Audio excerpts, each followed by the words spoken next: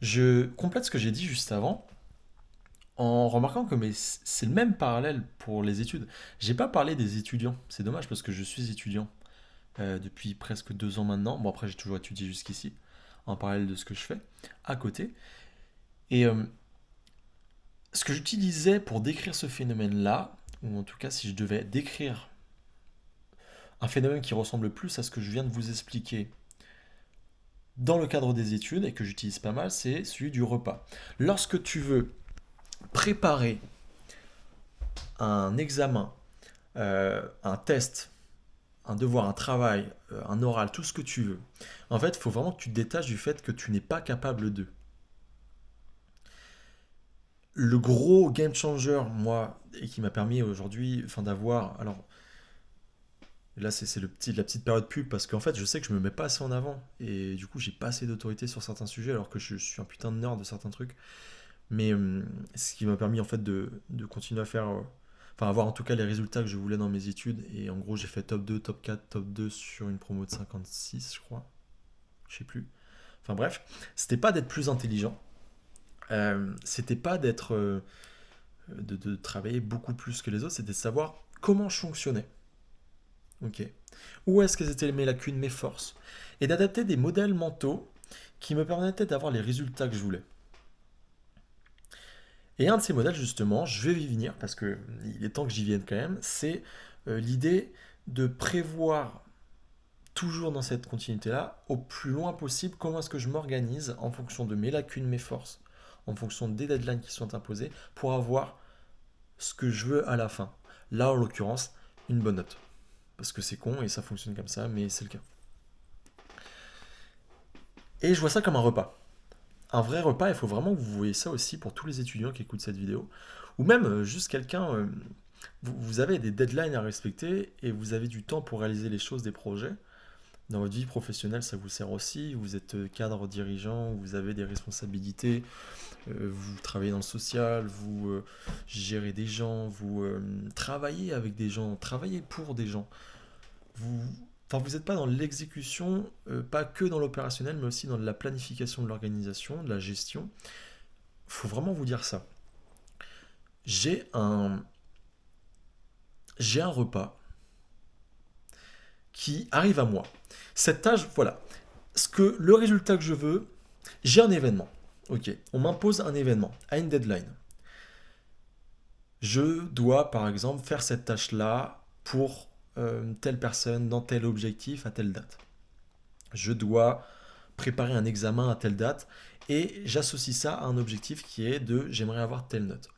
L'idée c'est pas de se dire, et j'en ai déjà parlé dans une vidéo que je mettrai en lien avec ça sur les croyances, ouais, parce que je l'ai encore, il faudra que je la mette, je la mettrai en description, mais faut pas vous dire je suis pas capable d'avoir un 16 sur 20 lorsque j'ai toujours eu 8 de moyenne ou juste jamais où je vais arriver alors que j'ai jamais eu au-dessus de 10 dans quelque chose.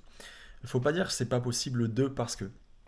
En fait, c'est justement parce que tu penses ça aujourd'hui de cette façon-là que tu te visualises dans ton point A et tu ne te projettes même pas à explorer ou visualiser le point B que tu aimerais atteindre. Atteindre, j'y y arriver. Parce qu'on est transparent, on fait des erreurs, c'est pas grave. On n'articule pas toujours bien, c'est pas grave. Là, le shift, c'est de se dire putain, je veux, dans le contexte général, atteindre une situation désirée, un point B, et ce point B, je le décris donc comme je l'ai décrit. Une tâche, pour telle personne, à tel délai, dans tel objectif, j'associe ça à telle exigence et tout. Ok. À ce moment-là, en fonction de ça et du point auquel tu es, c'est-à-dire d'où tu viens, qui tu es, tes difficultés, tes forces, tes contraintes, tes responsabilités, ton organisation, tes méthodes actuelles, tes prédispositions,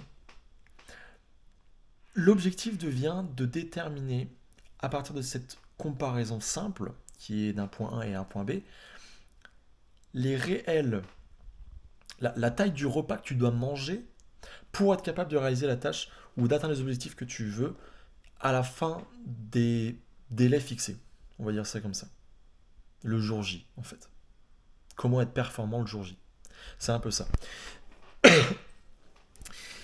Et à partir de là, en fait, la vie ou les méthodes deviennent simples parce que le but, c'est de s'organiser le plus tôt possible à manger le repas de la meilleure manière possible.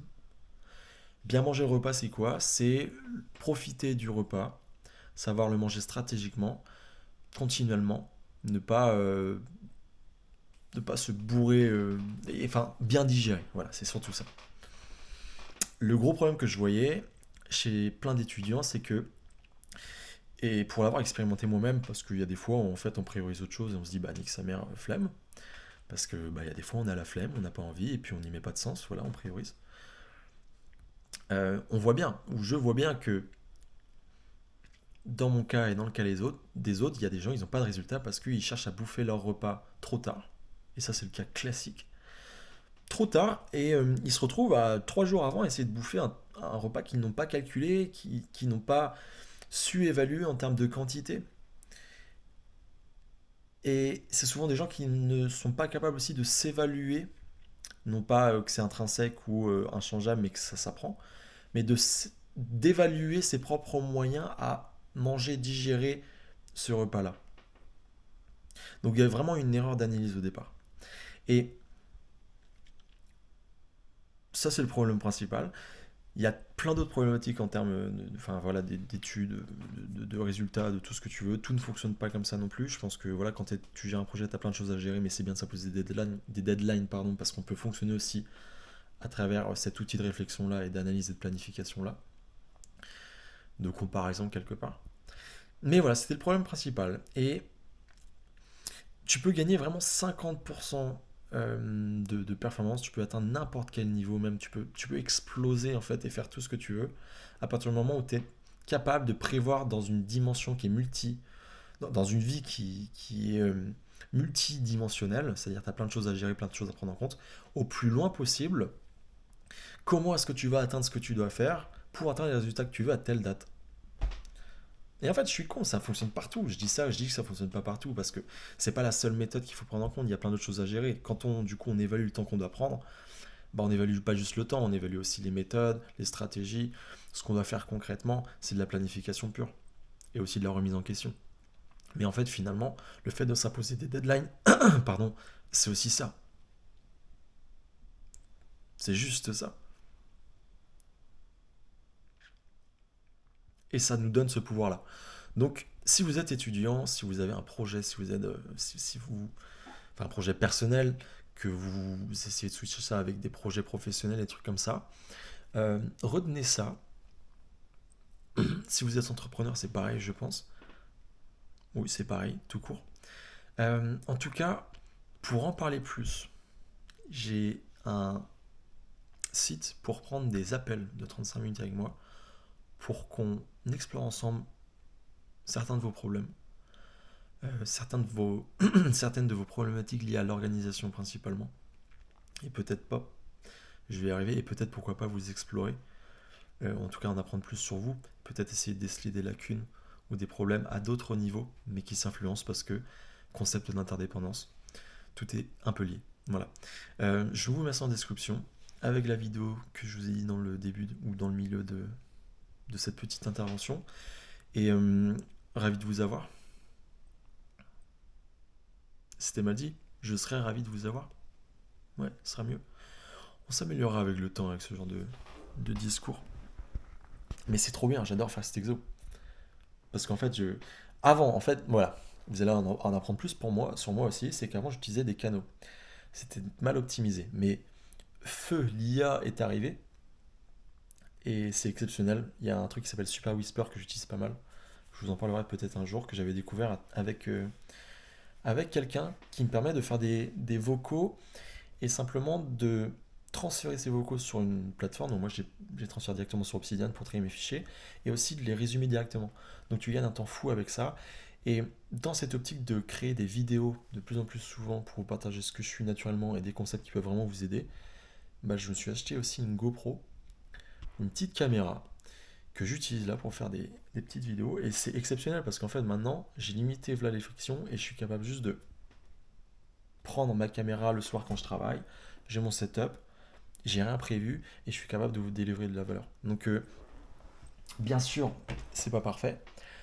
Bien sûr, il y a des choses à améliorer, mais j'adore penser que c'est le début de quelque chose et ça va être exceptionnel parce que dans cette routine-là actuelle, je tape vraiment sur des choses que je kiffe, je mets vraiment en place des choses que j'aime Je suis vraiment dans une dynamique d'amélioration où en fait je sens bien que depuis 1 an, 2 ans, quand je regarde derrière moi, il y a vraiment eu des changements.